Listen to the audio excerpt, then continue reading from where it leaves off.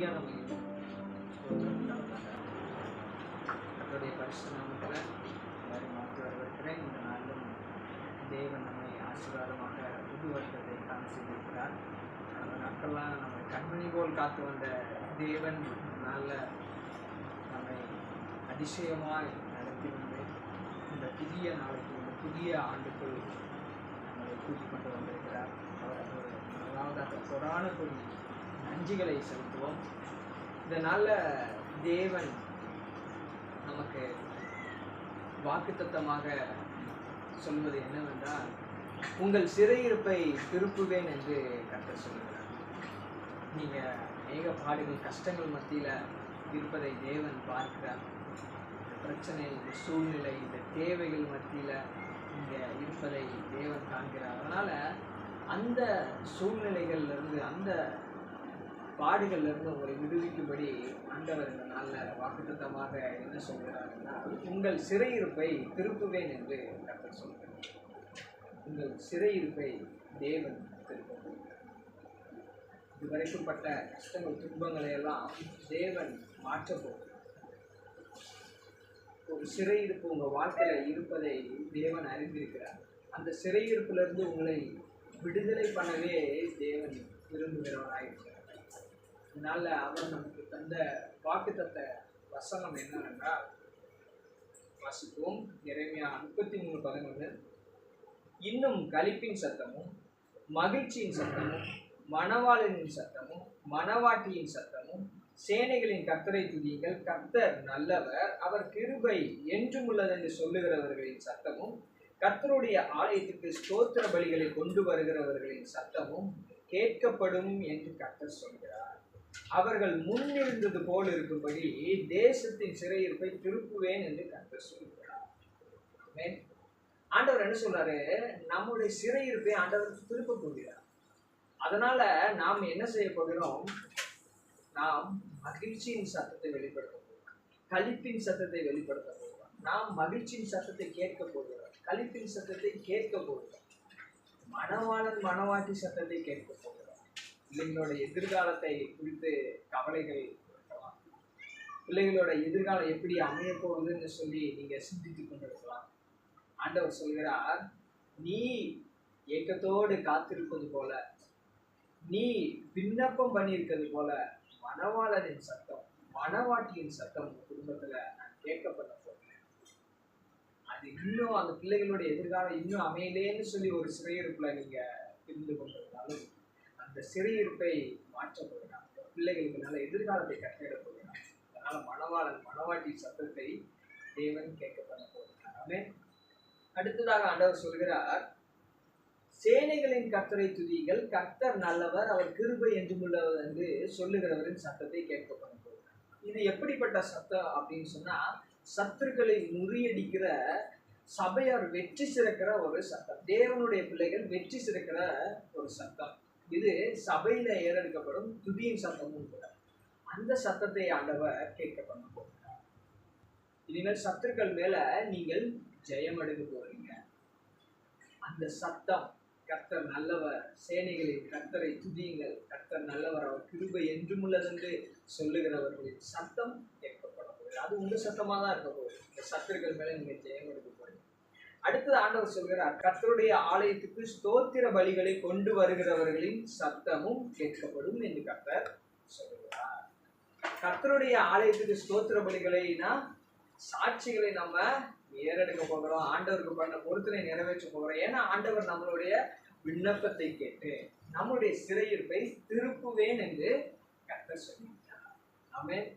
ஆண்டவர் எப்படி அருமையா சொல்கிறார் பாருங்க.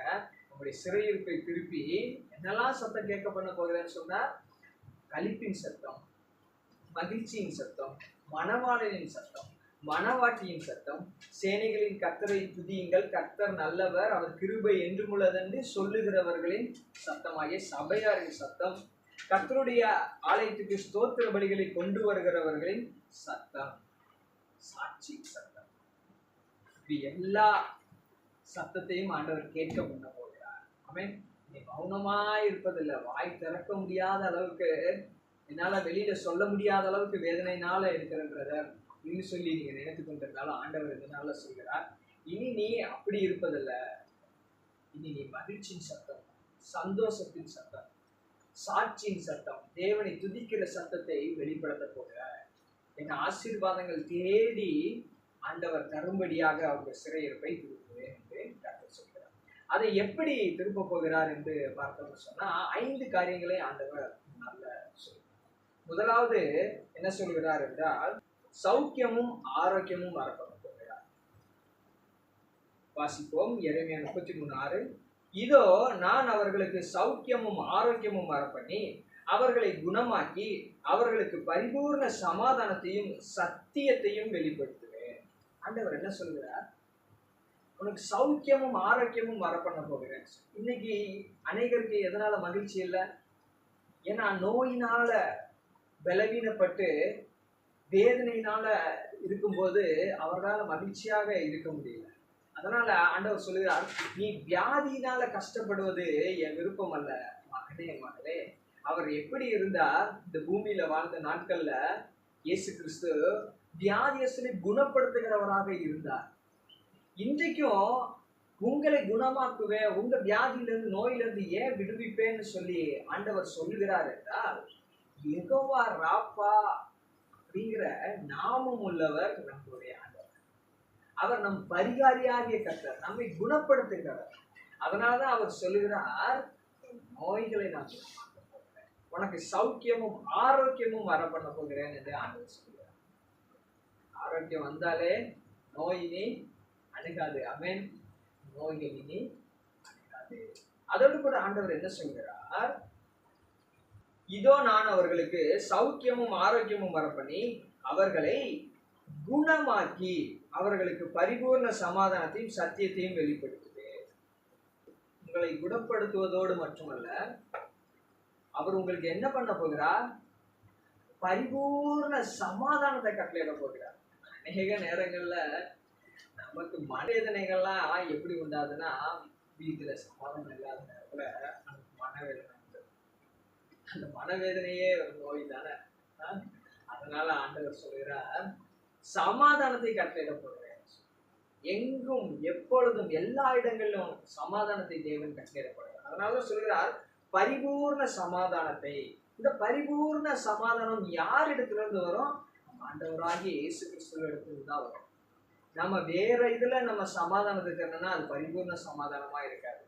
அதான் யோவான் 14:27 வாசிக்கிறோம், உலகம் கொடுக்கிற பிரகாரமாக நான் கொடுக்கறது இல்லை, என்னுடைய சமாதானத்தையே நான் உனக்கு கொடுக்கிறேன்னு சொல்லி ஆண்டவராகிய இயேசு கிறிஸ்து சொல்றார். அதனால என்ன பண்ண போகிறார்? அவருடைய சமாதானத்தை நமக்கு தருவதனால நமக்கு பரிபூர்ண சமாதானம் கிடைக்கும். அதோடு கூட சத்தியத்தையும் வெளிப்படுத்த போகிறார். ஏன் அவர் சத்தியத்தை வெளிப்படுத்தணும்? ஏன் நம்ம ஒவ்வொரு வாரமும் அவருடைய சத்தியத்தை அறிந்து கொள்ளணும் அப்படின்னா, அந்த சத்தியம் தான் நம்மளை விடுதலையாக்கும். சிறையிருப்புல இருந்து நம்மை விடுதலையாக்குவது எது? தேவனுடைய சத்தியம்தான். உங்களை குணமாக்கி ஆண்டவர் சும்மா வீட்டுல இருக்கவா இல்ல, ஒவ்வொரு நாளும் ஆராதித்து துதித்து தேவனை மகிமைப்படுத்தி சாட்சி சொல்ல வைக்க போகிறார். ஆமென். அந்த சாட்சி சொல்லி சொல்லி சத்தியத்தையும் அறிந்து அதுல இருந்து முழுமையான விடுதலை, சிறையிருப்புல இருந்து முழுமையான விடுதலையை பெற்றுக்கொள்ள தேவன் கிருபை செய்ய போகிறார். 2வது காரியம், உங்களை கட்டி எழுப்ப போகிறேன்னு சொல்லி ஆண்டவர் சொல்கிறார். 2வது காரியம் என்ன சொல்றாரு? உங்களை கட்டி எழுப்ப போகிறேன். வாசிப்போம் எரேமியா 33:7. நான் யூதாவின் சிறையிருப்பையும் இஸ்ரவேலின் சிறையிருப்பையும் திருப்பி முன்னிருந்தது போல அவர்களை கட்டுவித்து. ஆண்டவர் என்ன பண்ண போகிறார்? நம்மளை கட்டி எழுப்ப போகிறார். அநேகர் சபை கட்டுவதற்கு நம்ம வேலையை ஸ்டார்ட் பண்ணுவோம்னு சொல்லி நினைத்து கொண்டிருக்கிறீங்க.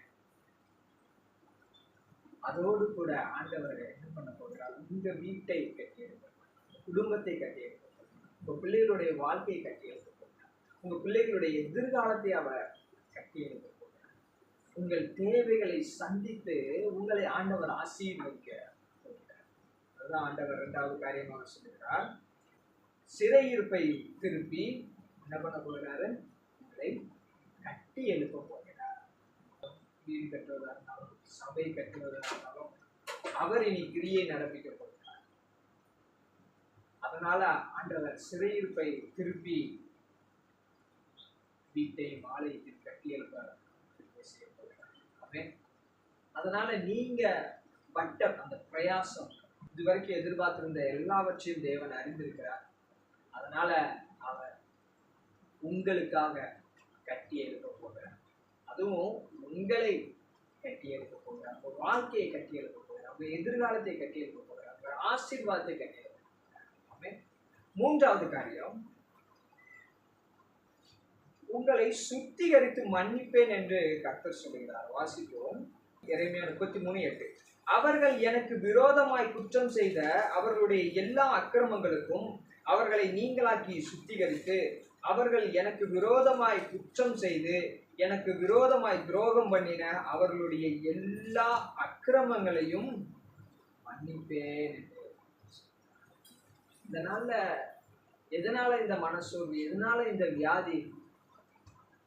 நான் செய்த பாவத்தினால இதை அனுபவிச்சு கொண்டிருக்கணும், நான் செய்த அக்கிரமத்தினால இதை அனுபவிச்சு கொண்டிருக்கணும், நான் உமக்கு விரோதமாக எதுவும் துரோகம் செய்ததுனால நான் அதை அனுபவித்து கொண்டிருக்கிறேனோன்னு சொல்லி நீங்க நினைத்து கொண்டிருந்தா, ஆண்டவர் சொல்கிறார், அக்கிரமங்கள், குற்றங்கள், எனக்கு விரோதமாய் நீ செய்த துரோகங்கள் எல்லாவற்றையும் நான் சுத்திகரித்து நான் மன்னிக்கிறேன் மகளே, நான் உன்னை மன்னிக்கிறேன் மகனேன்னு சொல்லி ஆண்டவர் சொல்கிறார். எவ்வளவு நல்ல ஆண்டவர்! ஏன் ஆண்டவர் நம்மை சுத்திகரித்து மன்னிக்க வேண்டும்? ஏன்னா அவர் பரிசுத்தராய் இருக்கிறார். நம்ம இடத்துல பாவம், அவருடைய பிள்ளை என்று நாம் வாழ்ந்து கொண்டிருக்கிறோம், நம்ம இடத்துல பாவம் இருப்பதை தேவன் இருக்கிறார். அதனாலதான் அந்த பாவத்தை, அக்கிரமத்தை எல்லாம் சுத்திகரித்து மன்னிக்கிறார். ஏன்னா நம் ஆண்டவர் அன்பான தெய்வம்.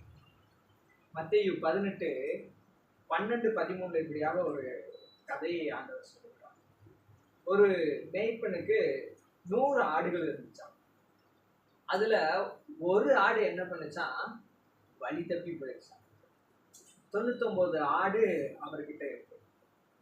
ஆனா அந்த மேய்ப்பன் என்ன பண்றாரு, அந்த 99 ஆட்டையும் விட்டுட்டு அந்த ஒரு ஆட்டை தேடி போய் அதை கண்டுபிடித்து அதனால மகிழ்ச்சி அடைகிறார்.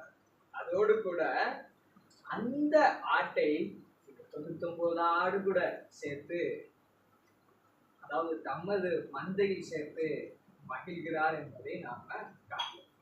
அப்போ நாம சில நேரங்கள்ல ஆண்டவருக்கு பிரியமில்லாதது செய்து, ஆண்டவருக்கு விரோதமானதுன்னு தெரிந்தும் சில நேரங்கள்ல செய்யும்படியான சூழ்நிலைகள் வந்தாலும் அதையெல்லாம் ஆண்டவர் நல்ல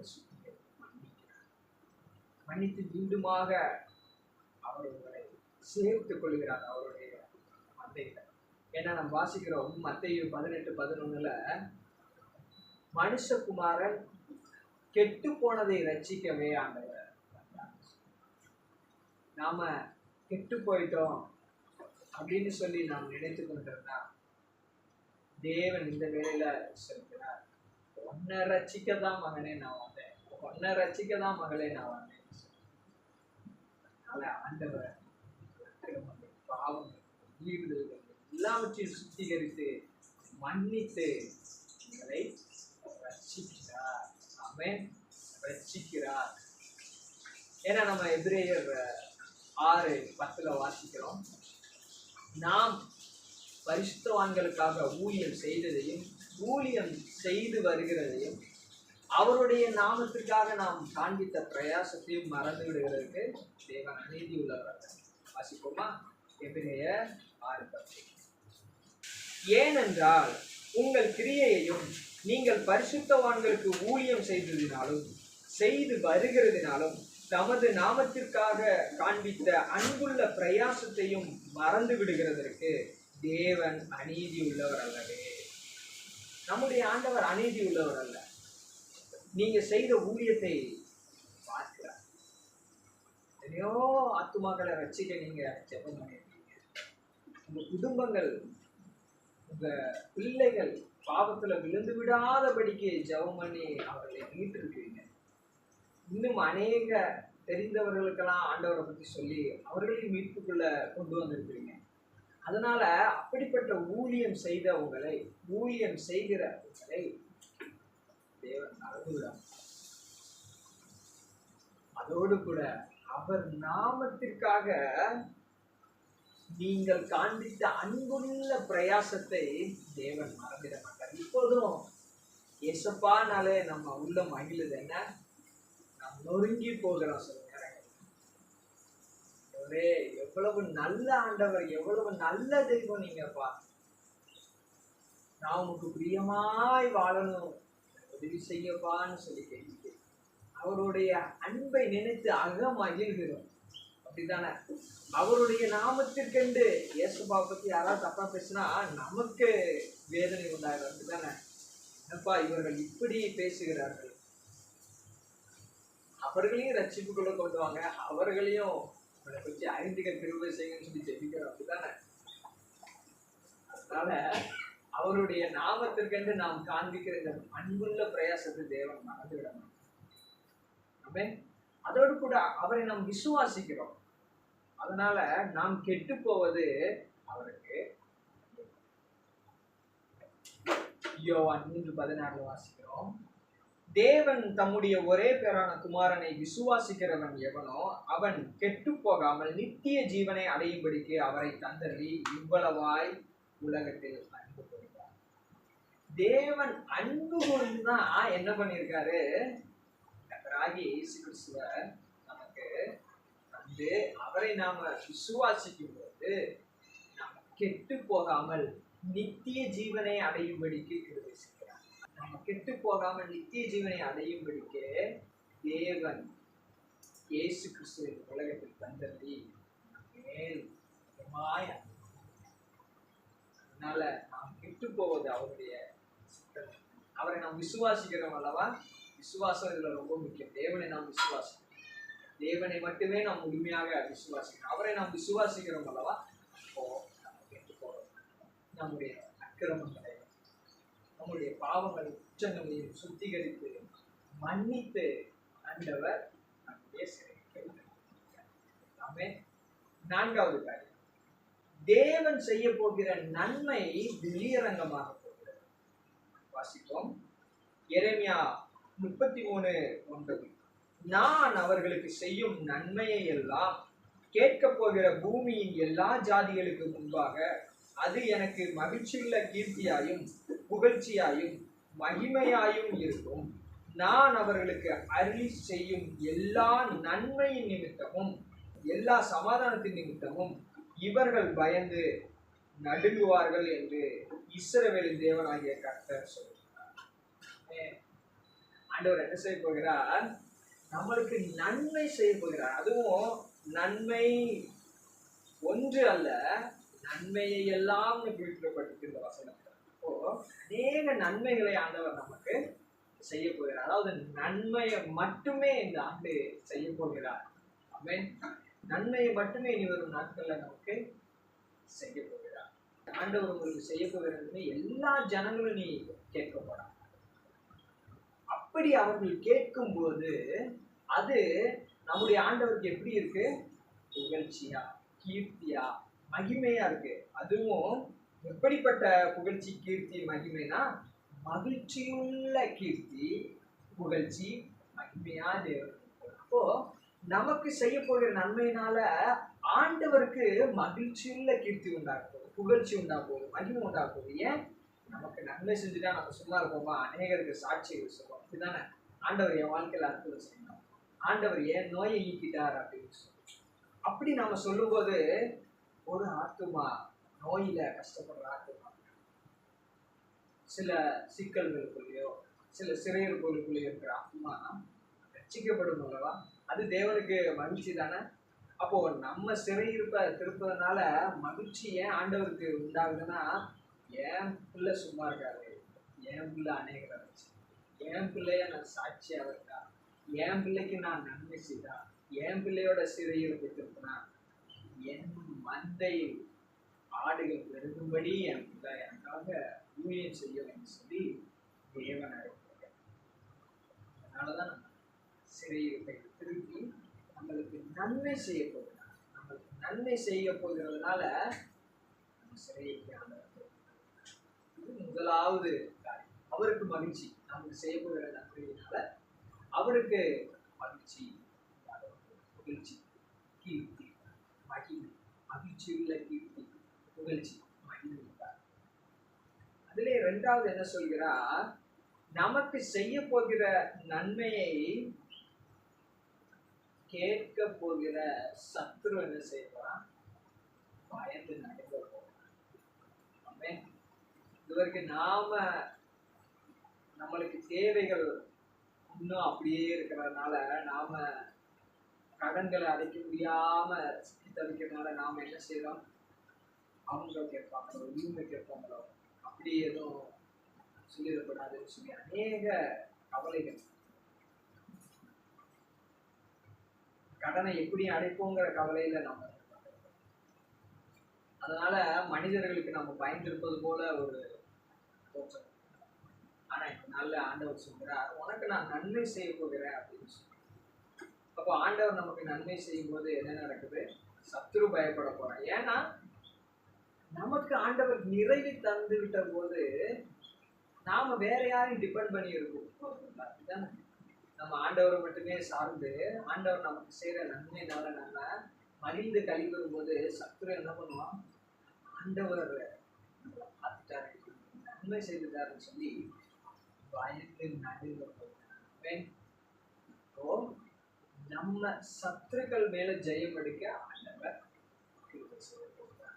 நம்மை இந்த நன்மையின் பாதையில நடத்தி நன்மைகளால நிரப்பி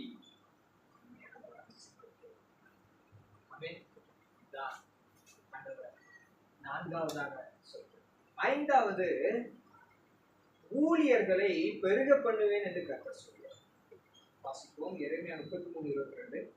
வானத்து நட்சத்திரங்கள் எண்ணப்படாததும் கடற்கரை மணல் அளக்கப்படாததுமாய் இருக்கிறது போல நான் என் தாசனாகிய தாவீதின் சந்ததியையும் எனக்கு ஊழியம் செய்கிற லேவியரையும் வர்த்திக்க பண்ணுவேன் என்று கர்த்தர் சொல்கிறார். ஆண்டவர் என்ன சொல்கிறார்? நம்மை வர்த்திக்க பண்ண போகிறார். நாம யாரு? தாவீதின் சந்ததி. யாரு மூலமா? ஆண்டவராகிய இயேசு கிறிஸ்து பிள்ளைகளாக நாம் இருக்கிறபடினால நம்ம தாவீதின் சந்ததியாக, நம்மை ராஜாக்களாக, ஆசாரியர்களாக நம்மை ஆண்டவர் வைத்திருக்கிறார். நம்ம அவருக்கு ஊழியம் செய்தும் வருகிறோம். அதனால ஆண்டவர் என்ன சொல்கிறார்? எனக்கு ஊழியம் செய்கிற என்னுடைய பிள்ளைகளை நான் வர்த்திக்க பண்ண போகிறேன். அவர்களுக்கு குறைவு இருக்காது. சபை நிரம்பி வழியும், சபையின் தேவைகள் சந்திக்கப்படும், சபையில சாட்சிகள் எழும்பும், சபையில எழுப்புதல் உண்டாகும், அநேக ஆத்துமாக்கள் சபையை தேடி வரப்போறாங்க. ஊழியர்கள் மூலம் நான் செய்யும் நன்மை பெரிதா இருக்கும். நான் ஊழியர்களை வர்த்திக்க பண்ண போகிறார். ஆமென். ஊழியம் வர்த்திக்கப்படுவதற்கு ஆத்துமாக்களுக்கும் ஊழியர்களுக்கும் ஆண்டவர் வந்து நன்மை செய்ய போகிறார். அதனால ஆண்டவர் உங்களை நன்மையினால நிரப்ப போகிறார்.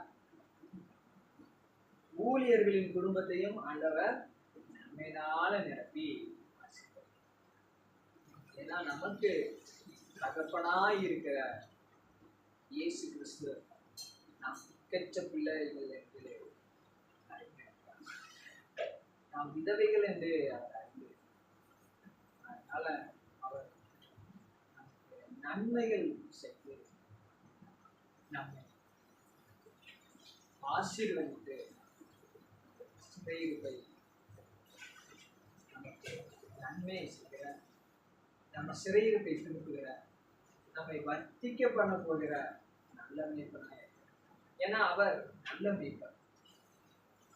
நல்ல மேய்ப்பன் ஆடுகளை நல்ல மேய்ச்சல்ல காட்சியடையாம பார்த்துக்கிறது போல ஆண்டவர் நம்மை வர்த்திக்க பண்ண. ஏன்னா அவர் தான் நம்ம நல்ல மேய்ப்பன். ஆண்டவராகிய இயேசு கிறிஸ்து தான் நம்ம. அப்போ அவருடைய கருத்துக்குள்ள, அவரோட மந்தையாக, அவருடைய ஆடுகளை மேய்க்கிற பாக்கியம், அவருடைய மந்தையாக நம்ம இருந்தோம்னா நம்மை ஒருவனும் சிறைப்படுத்த முடியாது. அப்படிதானே? ஆண்டவர் ஆண்டவர் ஆண்டவர் ஆசீர்வதிக்கிறார். அப்படின்னா ஆண்டவர் நம்மை வழிநடத்துவார், ஆண்டவர் நம்மை பாதுகாத்துவார், ஆண்டவர் நம்மை யோசித்து காப்பாற்றுவார், ஆண்டவர் நம்மை மீட்பார். அதனால நமக்கு என்ன செய்வதில்லை, தாழ்ச்சி அடைவதே. இந்த ஆசீர்வாதத்தை, இந்த 5 காரியங்களை செய்து ஆண்டவர் நம்ம சிறையிருப்பை இது பார்க்குமா. முதலாவது சௌக்கியமும் ஆரோக்கியமும் வரப்போகிறார், 2வது கட்டி எழுப்ப போகிறார், 3வது சுத்திகரித்து மன்னிக்க போகிறார், 4வது நமக்கு செய்ய போகிற, தேவன் செய்ய போகிற நன்மை வெளியரங்கமாக போகிறது, 5வது ஊழியர்களை பண்ண போகிறார். ஆமென். அப்படியே இன்று தேவன் நம் சிறையிருப்பை திரும்புவேன் என்று தந்த வாக்குத்தத்தம் நம் வாழ்க்கையில முழுமையாக நிறைவேற தேவன் கிருபை செய்ய போகிறார். இந்த நன்மை, களிப்பின் சத்தம், மகிழ்ச்சியின் சத்தம், மணவாளின் சத்தம், மணவாட்டியின் சத்தம், சேனைகளின் கர்த்தரை துதியுங்கள், கர்த்தர் நல்லவர், அவர் கிருபை எங்குங்கள் என்று சொல்கிற சபையாரின் சத்தம், கர்த்தருடைய ஆலயத்துக்கு ஸ்தோத்திர பலிகளை கொண்டு வருகிற சத்தம் ஆகிய சாட்சியின் சத்தம் கேட்கப்படும்படி, சாட்சியின் சத்தம் ஆகியவற்றை கேட்க. ஏனென்றா ஆண்டவர் நம்ம சிறையிருப்பை தேவன் திருப்புகிறார். அவர் சிறையிருப்பை திருப்புவேன், உங்கள் சிறையிருப்பை திருப்புவேன் என்று இந்த நாள்ல சொன்ன வாக்குத்தத்தம் அப்படியே முழுமையாக நிறைவேற்றி சிறையிருப்பை திருப்புகிறார். God bless you.